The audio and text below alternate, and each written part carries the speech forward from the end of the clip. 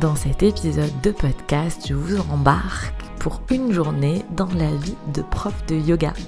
Nous parlerons des mythes qu'il peut y avoir sur le métier de prof de yoga, sur mon organisation personnelle quand on est prof de yoga à temps plein, quand on gagne sa vie en étant prof de yoga. L'idée de cet épisode est peut-être de vous inspirer pour trouver une organisation de vie qui vous convient si vous êtes en train de réfléchir à comment organiser votre vie pour trouver un équilibre entre vie privée et vie professionnelle. Et cet épisode de podcast pourra aussi être soutenant si vous vous posez des questions sur est-ce que j'ai envie de devenir prof de yoga à temps plein ou à temps partiel. Bienvenue dans Brève de tapis, le podcast de l'alchimie des corps. Ce podcast est pour ceux qui pratiquent le yoga à la maison ou en studio et qui souhaitent progresser sans se blesser, que vous soyez débutant ou non. Je m'appelle Marion et j'enseigne le yoga à Albi, dans mon studio et également en ligne.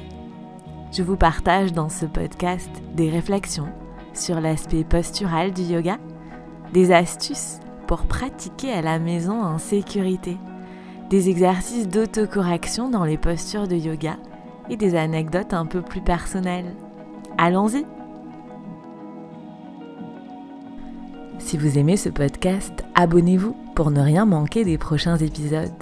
Vous pouvez également noter l'émission, mettre des étoiles, mettre des cœurs, laisser un avis sur Apple Podcast pour m'aider à faire connaître Brève de tapis.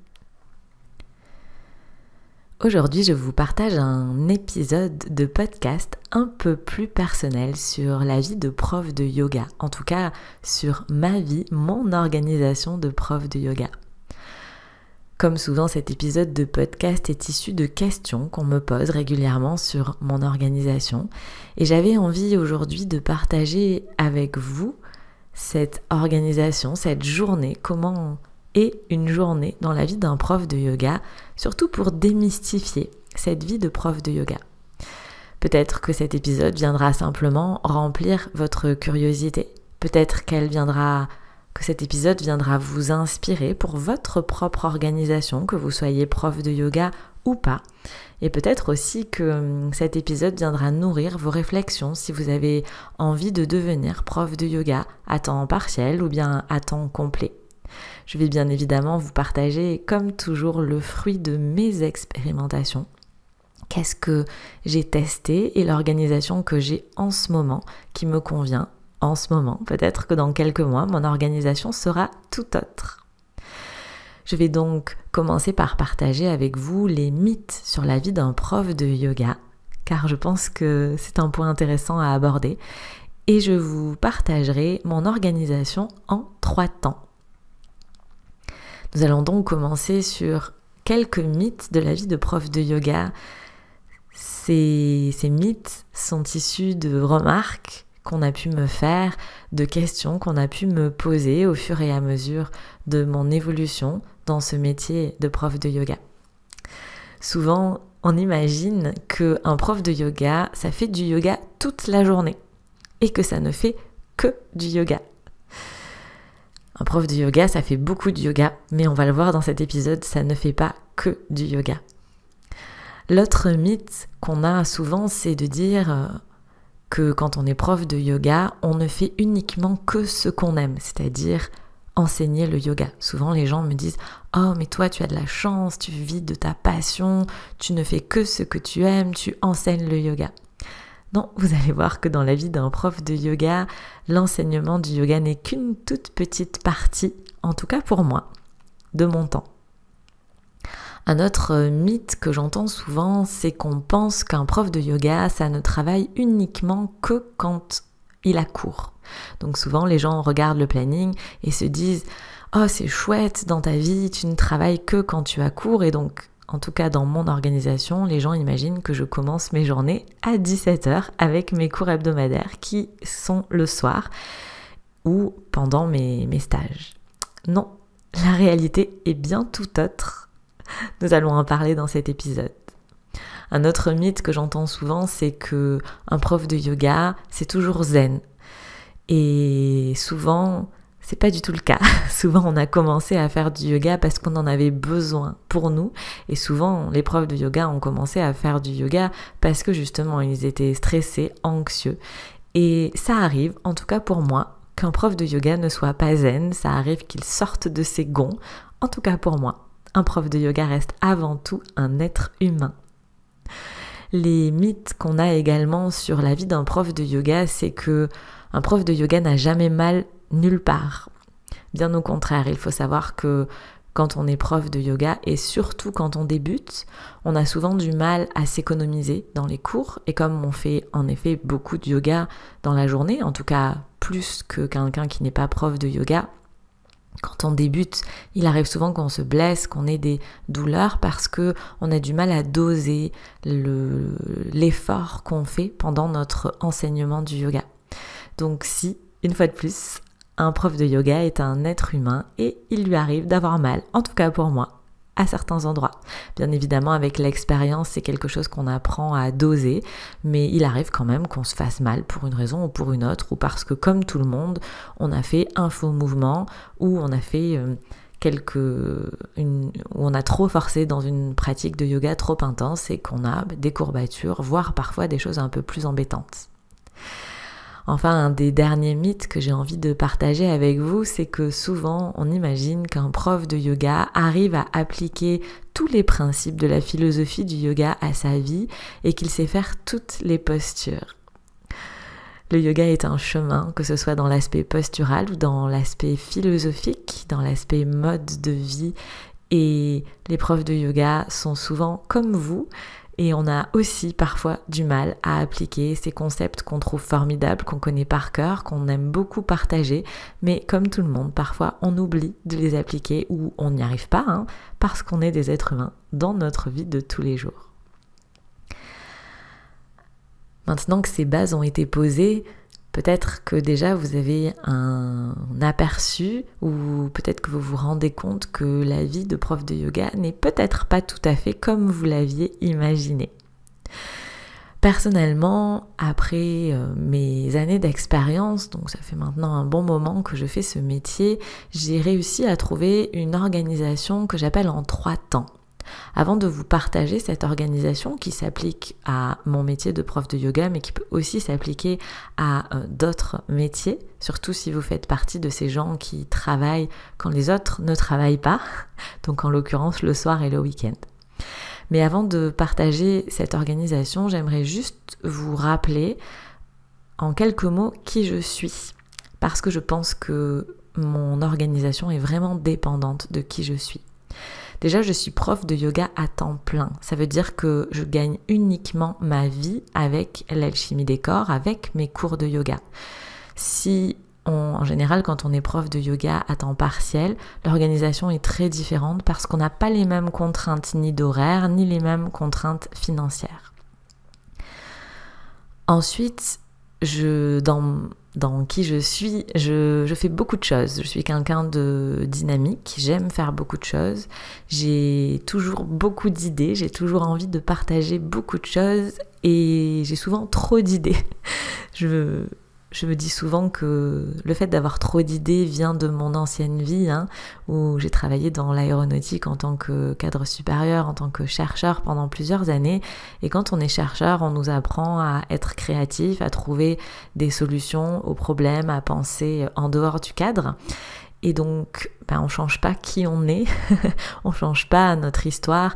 Et donc, ce côté créativité, ce côté avoir beaucoup d'idées, parfois trop, vient vraiment de mon ancienne vie. D'ailleurs, si vous avez envie d'aller un peu plus loin, d'en savoir un peu plus sur tout ça, il y a 2 épisodes de podcast dans Bref de tapis qui s'appellent « De cadre sup à prof de yoga » où j'en explique un petit peu plus sur cette transition entre mon ancien métier de cadre supérieur dans l'aéronautique à mon métier de prof de yoga à temps plein.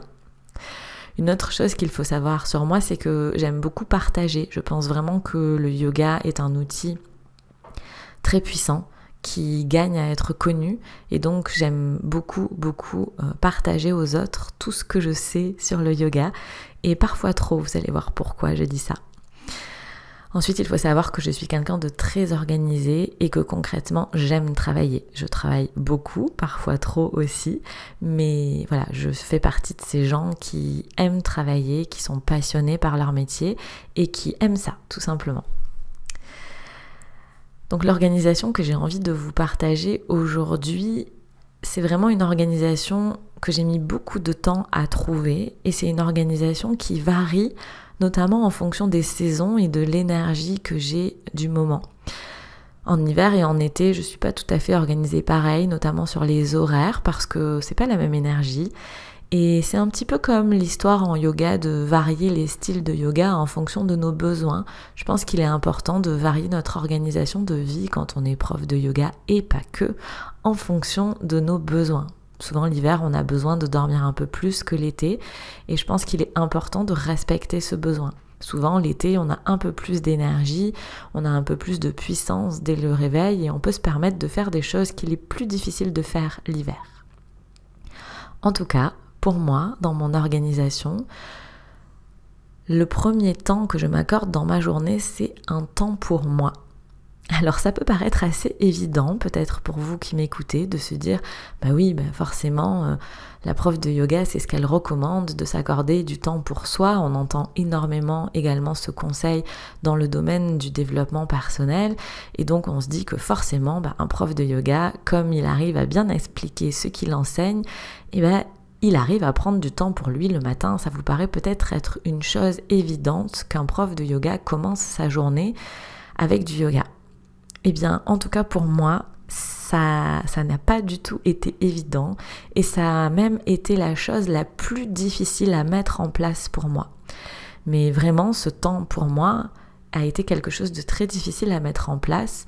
Alors bien évidemment, le yoga, c'est l'expérimentation. J'ai bien pu noter pendant de nombreuses années que quand je prenais le temps de commencer ma journée en ayant un temps pour moi, où je ne fais pas que du yoga, je vais vous décrire un petit peu plus ça. En tout cas, quand je prends le temps de commencer ma journée avec ne serait-ce que 20 minutes pour moi, ma journée en est vraiment différente. Maintenant, c'est une chose de faire ce constat, et c'est une chose d'arriver, c'en est une autre, d'arriver à appliquer ce conseil tous les jours. Parce que déjà, la vie est comme elle est, la vie nous embarque et parfois on a du mal à se donner des priorités. Et il arrive souvent, typiquement, comme en tout cas dans mon fonctionnement avant, il m'arrivait souvent de commencer par me lever, puis j'ai fait partie de ces gens qui pendant longtemps avaient les notifications sur leur téléphone activées. Et quand je me levais et que je me rendais compte qu'un client m'avait envoyé un mail le matin tôt ou même le soir tard, en me posant une question, mon premier réflexe était de lui répondre parce qu'il avait un besoin et que je pouvais le répondre à sa question et que je me devais de répondre à sa question. Le problème, c'est que quand on débute, qu'on n'a pas beaucoup de clients, ça fonctionne, mais quand on commence à grossir et à vivre de cette activité, c'est pas un mail qu'on reçoit une fois de temps en temps le matin, c'est beaucoup de mails. Et du coup, j'en venais à commencer ma journée en répondant aux mails de mes élèves, aux demandes de mes élèves, aux mails ou aux messages sur les réseaux sociaux ou aux textos ou à WhatsApp, peu importe. Et du coup, mon temps pour moi était mangé, entre guillemets, par ça. Je pense que vous voyez de quoi je parle, même si on n'est pas prof de yoga, ça arrive souvent de se faire happer par autre chose que ce qu'on avait prévu.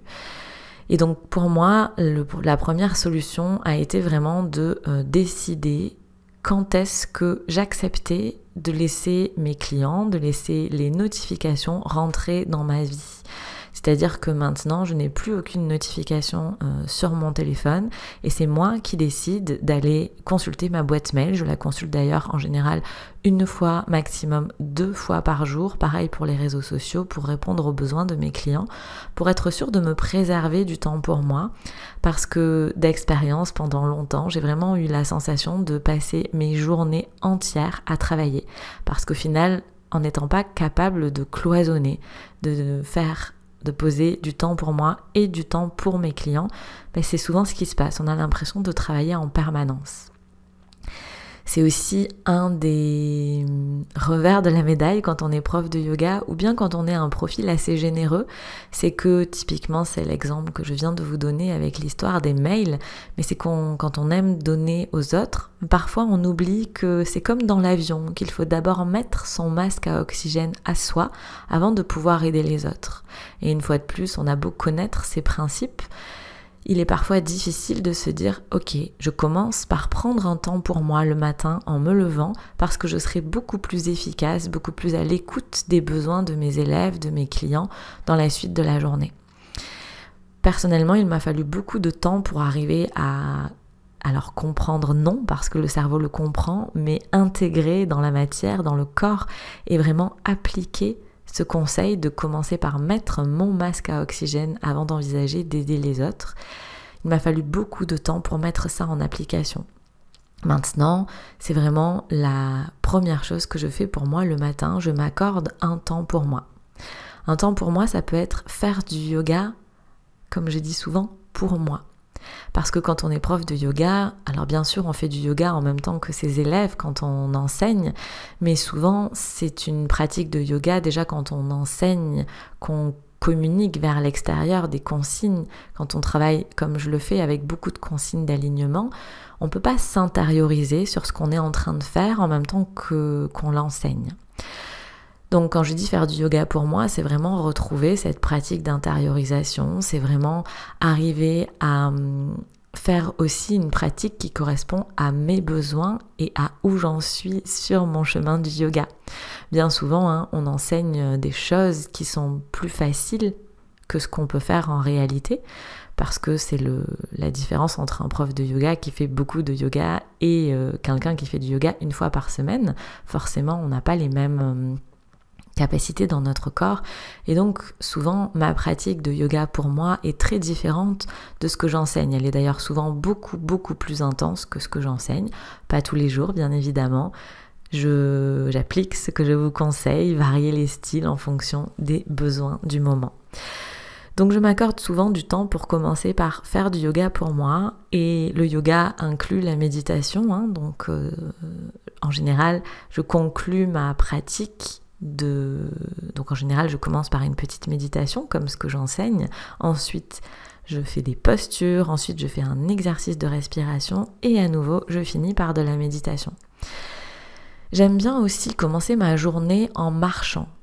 Alors au moment où j'enregistre ce podcast, on est en été, du coup c'est plutôt très agréable de se lever le matin et de commencer, en tout cas moi j'aime beaucoup faire ça, de commencer par aller marcher, puis ensuite de faire ma pratique de yoga. C'est vrai que c'est une amie il n'y a pas longtemps qui m'a fait cette réflexion et qui m'a dit en fait en commençant par marcher et en faisant du yoga, tu mets ta machine en route, tu mets ton corps en route, et je trouve que c'est une jolie façon de décrire la chose. Et en effet, je mets ma machine en route, j'ai besoin de mon corps, comme je suis prof de yoga, je travaille avec mon corps toute la journée. Et même quand je guide des retraites, quand j'organise des retraites de yoga, j'ai pour habitude de monter sur mon tapis de yoga une bonne demi-heure avant que les élèves arrivent dans la salle pour commencer justement à mettre la machine en route et pour engager mon corps, parce qu'ensuite quand on enseigne, souvent on ne tient pas les postures, et donc si je ne me suis pas échauffée moi avant, si je n'ai pas engagé mon corps avant, eh bien c'est difficile ensuite si je veux vous montrer des postures un petit peu plus compliquées, un petit peu plus demandantes. Si mon corps n'est pas échauffé, ça complique la vie. Donc je commence vraiment, quelle que soit mon organisation du reste de la journée, par un temps pour moi le matin. Ce temps est très variable, ça dépend du reste, de comment est organisé le reste de ma journée. Il peut varier de 30 minutes en général jusqu'à 1h30. J'essaye de m'accorder en général une journée dans la semaine où je ne fais pas de yoga du tout pour m'accorder un jour de repos. C'est ma façon à moi de rebooter mon corps, tout le monde ne le fait pas. Personnellement, je suis organisée comme ça. Et ensuite, je vais faire un bon petit déjeuner. Je pratique à jeun et je prends un petit déjeuner. Ensuite, le deuxième temps de la journée, c'est un temps qui est pour toutes les choses qui ne sont pas donner des cours de yoga. Alors ce temps, c'est un temps qui peut être assez long, qui est souvent assez intense. En général, il dure à peu près de 9h30, 10h jusqu'à 16h30. Bien évidemment, je m'accorde le temps de manger à midi, tout ça. Mais ce temps, donc, qui occupe une grosse partie de ma journée de travail, c'est vraiment un temps où je fais plein de choses et de mon point de vue, où je fais tout ce qu'il faut faire pour être prof de yoga et pour gagner sa vie en étant prof de yoga, mais qui ne concerne pas les cours de yoga. En fait, ce deuxième temps d'organisation de ma journée, je vais le développer dans un prochain podcast, dans le prochain épisode de Bref de tapis, parce que je pense qu'il y a beaucoup de choses à dire. J'aimerais vraiment vous donner un aperçu de qu'est-ce que c'est que la vie de prof de yoga et de prendre le temps de vous décrire les différentes activités qu'un prof de yoga a en dehors de son tapis. Parce que je pense que ça peut être assez éclairant. Et ensuite, le troisième temps que je m'accorde dans la journée, c'est un temps pour les cours. Donc pour les cours hebdomadaires, j'ai pour habitude de dire qu'à 17h, c'est ma deuxième journée de travail qui commence, puisque là, on est vraiment sur la partie enseignement. Et donc ça dure, alors ça dépend des jours bien évidemment, mais en général de 17h jusqu'à 21h30, voire 22h30 quand j'ai des cours tardifs. Et c'est vraiment, j'aime beaucoup cet équilibre parce que souvent pour moi c'est un petit peu la récompense de mon deuxième temps qui parfois n'est pas facile, qui est assez exigeant, et de me dire ça y est, maintenant tu as travaillé dans ta journée dans ton deuxième temps pour donner des cours de yoga et maintenant tu peux vraiment faire tes cours de yoga. Donc les 3 temps, ma vie est organisée en 3 temps, un temps pour moi le matin, un temps pour toutes les choses qui ne sont pas donner des cours de yoga et un temps pour donner des cours de yoga, pour enseigner. Ça, c'est évidemment mon organisation de la semaine des cours hebdomadaires et on peut se demander qu'est-ce qui se passe le week-end. Alors, il faut savoir que quand on est prof de yoga, souvent on travaille le week-end et en gros, j'ai une organisation très similaire le week-end, en tout cas les journées de week-end où je travaille, mon organisation est la même que dans mes semaines, donc toujours ces 3 temps. Et le plus dur pour moi, peut-être que c'est pareil pour vous, peut-être que si vous envisagez d'être prof de yoga, il faut peut-être se mettre un petit warning dans la tête ici, parce que je sais que je ne suis pas la seule. Le plus dur pour moi, ça a été de m'accorder un vrai jour de congé par semaine. J'entends là une journée dans laquelle je déconnecte complètement, où je ne parle pas yoga, je ne regarde bien évidemment pas les mails, les réseaux sociaux, les ceci, les cela, que je ne réponds pas au téléphone, mais aussi que je ne lis pas de choses sur le yoga, que je n'écoute pas de podcast ou que je ne regarde pas de vidéos à propos du yoga. Un vrai temps pour couper. Clairement, j'ai mis presque 2 ans à arriver à m'accorder un vrai jour de congé par semaine. Et parfois, c'est difficile. Parfois, j'y arrive pas. Parce qu'on se fait happer par les choses qu'il faut faire. Et ça, c'est vraiment pour moi important. Quand j'étais étudiante, je travaillais en boulangerie l'été dans une station balnéaire. Et c'était des horaires assez intenses.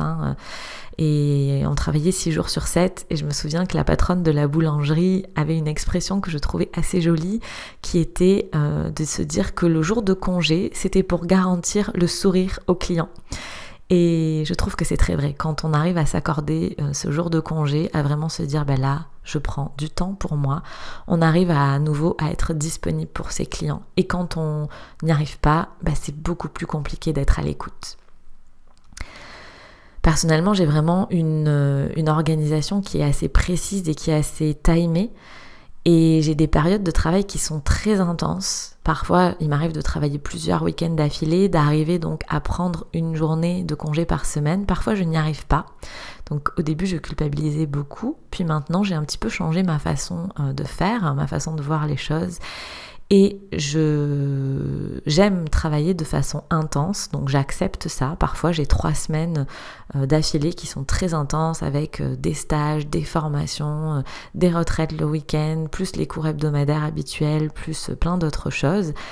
Mais par contre, maintenant j'ai un petit peu un garde-fou, je m'organise longtemps à l'avance et donc quand j'ai des semaines intenses comme ça qui s'enchaînent, je vérifie que j'ai bien la possibilité, après ce temps-là, de compenser par des vrais week-ends, voire même des week-ends de 4 jours, peut-être même une vraie semaine de off pour me régénérer. En fait, c'est un petit peu comme les RTT, sauf que quand on est à son compte, quand on est indépendant, on a tendance à oublier cette notion de jour de congé, de RTT, de week-end, de 5 semaines de congés qui d'ailleurs ne sont pas payés, qu'il faut se débrouiller pour anticiper.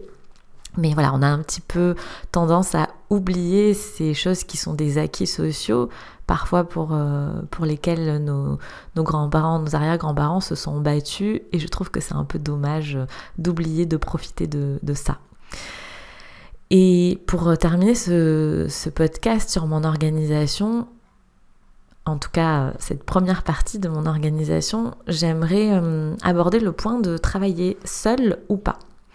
En fait, dans mon organisation, bien évidemment, quand on travaille seul ou quand on ne travaille pas seul, ça change beaucoup de choses. Souvent, quand on décide de devenir prof de yoga, on commence tout seul, déjà parce qu'on n'a pas le budget de déléguer des choses. Et personnellement, moi, je suis une touche à tout et donc j'aime beaucoup faire différentes choses. C'est ce qui fait que mon travail est riche et intéressant. Et je pense aussi que pour ensuite arriver à déléguer, avoir une relation, par exemple avec des prestataires qui soit efficace, il faut vraiment savoir quoi faire, comprendre ce qu'ils peuvent faire, comprendre ce qu'il faut faire et comment on veut que ce soit fait pour vraiment arriver à guider les gens qui travaillent pour nous ou avec nous et qu'on ait vraiment le rendu escompté, le rendu espéré. Personnellement, j'ai réussi petit à petit à déléguer. C'est quelque chose qui est assez difficile quand on a travaillé seul depuis longtemps. Et personnellement, je pense qu'on a 2 façons de déléguer. On peut déléguer à des prestataires qui sont des êtres humains, ou bien on peut déléguer à des prestataires qui sont des machines.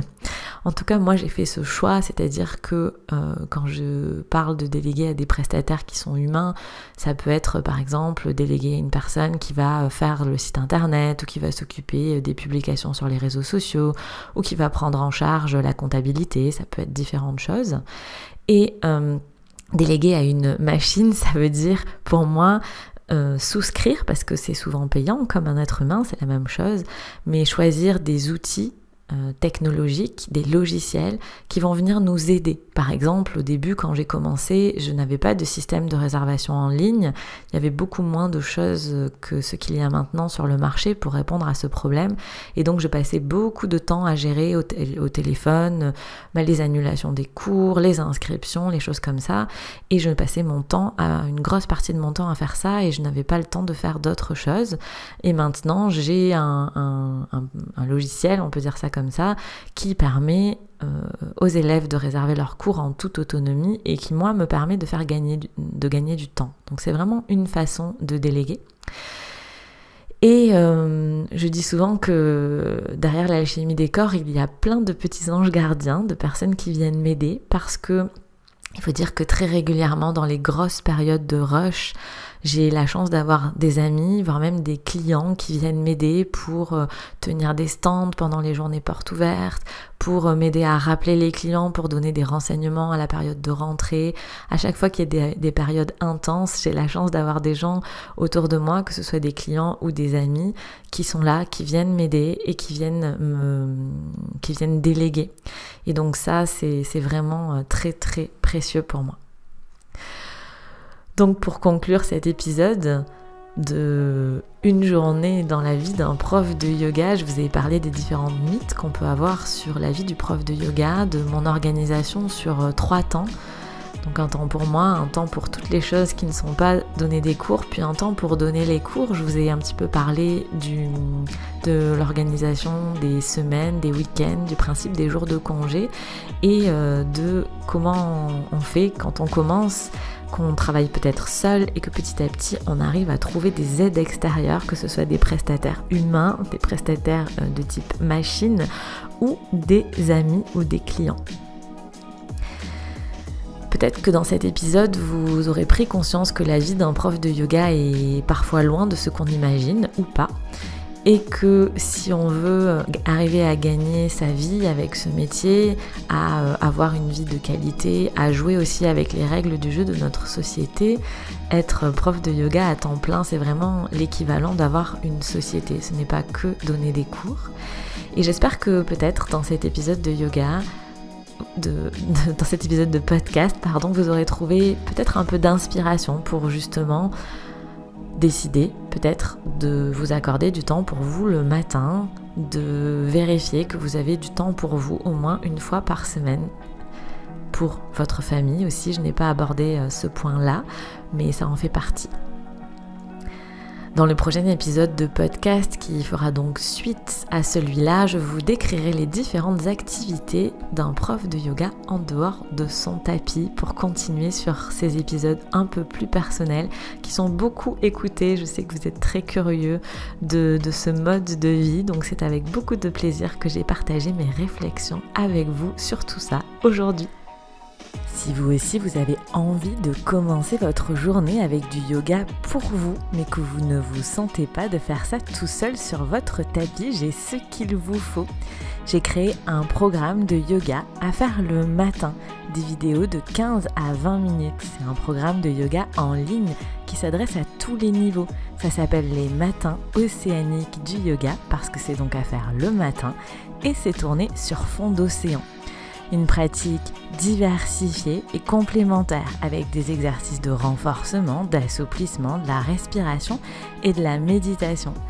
Les matins océaniques du yoga, c'est un programme de yoga en ligne qui est disponible sur la médiathèque de l'Alchimie des Corps, ma plateforme de cours de yoga en ligne.